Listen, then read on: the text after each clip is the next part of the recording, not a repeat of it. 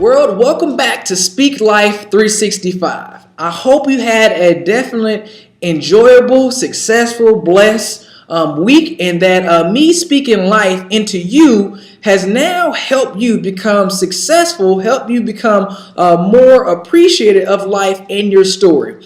And because last week we were talking about stories, we were talking about everyone has a story to their life. Everyone has a beginning, everyone has a middle or a current, and everyone will have an end. So I definitely want to stay talking around that area, and I want to give you some inspiration around another portion of my story, of my life, that has definitely enhanced on this week since we last talked. I definitely mentioned in our last video, in our last recording, that I have a beautiful fiance. And I am so blessed. I am one of the luckiest. I'll take that back. I am the luckiest man in the world to have this young lady in my life. Oh my goodness. She is beautiful. She is goal driven. She is family oriented. She gives me so much support in all of my business, all of my endeavors, my education. She is just a great person to have in your life as my best friend. She's an inspiration to people that are always in her life, her friends. And I'm just thankful that I'm able to speak life into her, but more importantly, that she has spoken life into me. And see, here's what I want to share with you, definitely a blessing that you don't want to miss. Speaking life into someone is not always about talking. It is now sometimes about listening. And in this portion of my story, at the time when I met Kelsey, I did not want to listen. I did not want to be in a relationship. I wanted to finish school. I wanted to get in my career. I wanted to get my businesses going and then start looking for my family and my soulmate.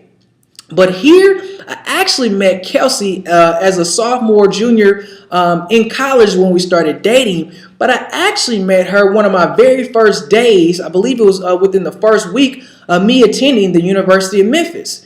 Now, understand this. This is how I say that it was definitely meant for us to be.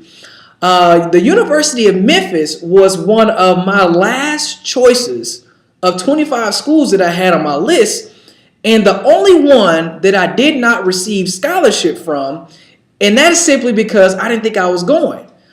See, the only way the University of Memphis got on my list was I was a basketball athlete in high school.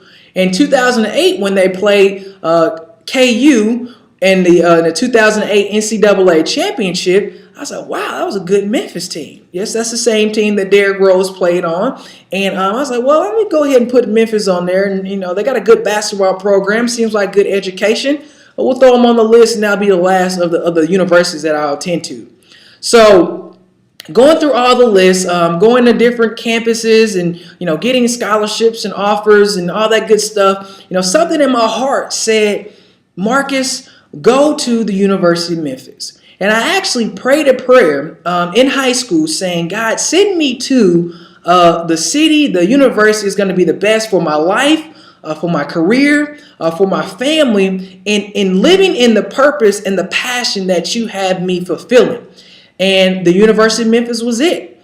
So unfortunately, when I applied, it was very late in the game, and I didn't get any scholarships, but definitely my parents taught me to be academic, mind-driven, and so I was able to achieve some academic scholarships going into the second semester. But within that first week, when I arrived to the University of Memphis, I met this beautiful young lady called Kelsey.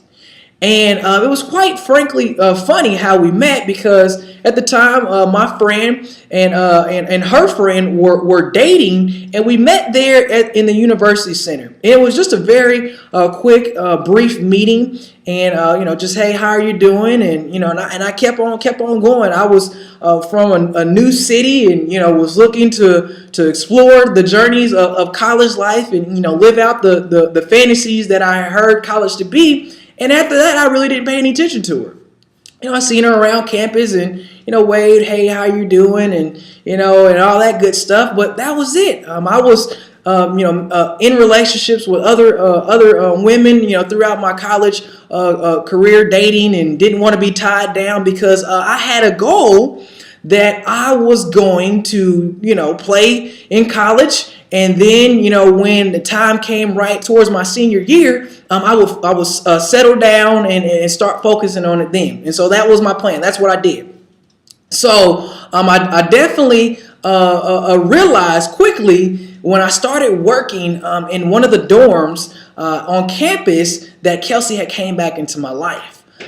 She lived in one of the dorms, and that is how we actually started talking and dating. And I learned that the University of Memphis was the only school she applied to. Now, the University of Memphis was my last of 25, and the only one I didn't receive scholarship from in the University of Memphis was her only school she applied to. And now here today, she is my beautiful bride-to-be. Now, it wasn't always easy, and I love telling this part of my story because everyone has a feeling and a desire to be loved. That is just a natural characteristic trait that we have inside of us. And it also, stems from wanting it to come from someone else, wanting to come from a companion, someone who loves you and you can spend your life with. So she was focused on that. She actually, grew up very early of her years as well, just like I did with my brothers and cousins 5 years ahead of my time. She grew up very expediently as well. So again, there was another match.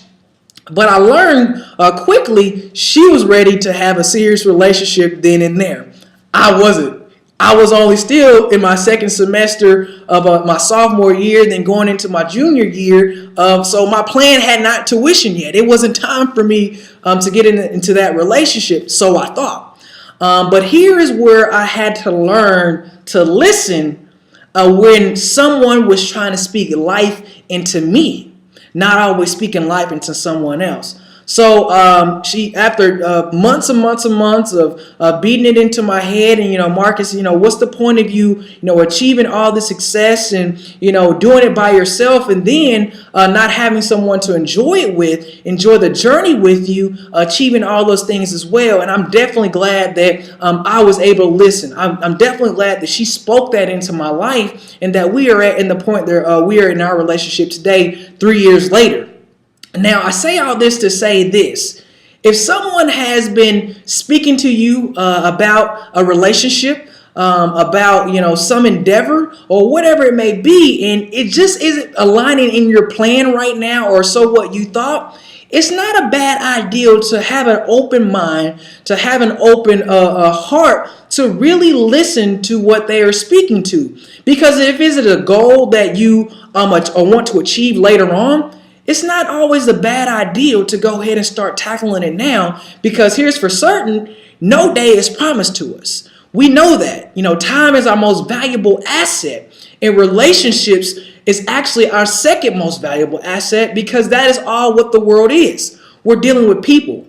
So I did something very special for her on yesterday, and I gave her one of her most prized possessions to date.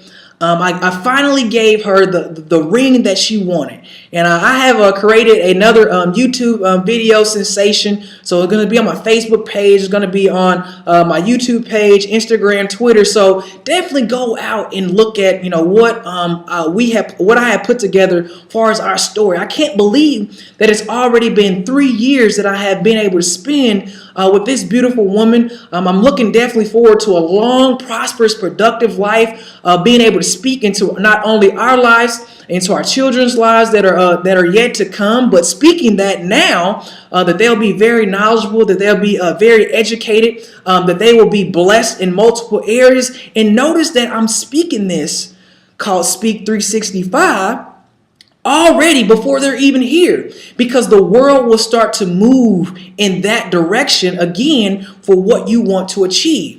So definitely you can find her on Facebook, Kelsey Duffy, and definitely comment and all that good stuff. And I really want to enjoy this time with you, share this moment of my life, of my story with you, to give you ideas, to give you inspirations on someone special that can be in your life. It doesn't have to be a companion. It can be a mother. It can be a father. It can be a friend. It can be anybody that you want to speak life into, or somebody has maybe been speaking life into you, and it's just now time for you to listen. The whole point of this series. So definitely enjoy this moment, enjoy this part of my story, and I'll definitely look forward to sharing more stories, more opportunities with you in the next weeks to come. But remember,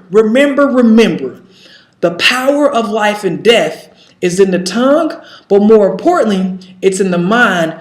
But first, you must believe in the heart. And I believe in all my heart that this beautiful woman is the woman for me. And I'm speaking life into our relationship. I'm speaking life into our environment. And I'm speaking life into you. God bless. I will see you right here, same time next week. I love you all.